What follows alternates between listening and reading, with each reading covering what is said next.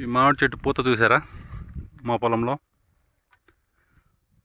పూత కంటే కూడా మీకు కొంచెం నా వాయిస్ ఆఫ్ చేస్తాను. ఒక జుంకారం వినిపిస్తుంది చూడండి.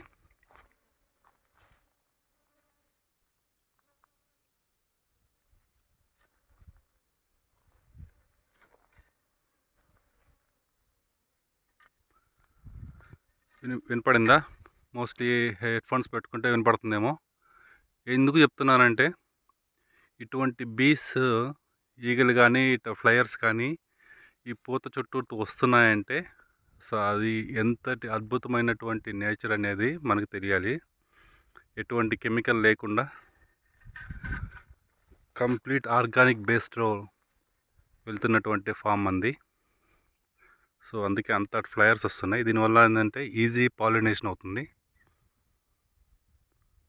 చూడండి, ఒక్క చెట్టుకే ఇలా వస్తుంది.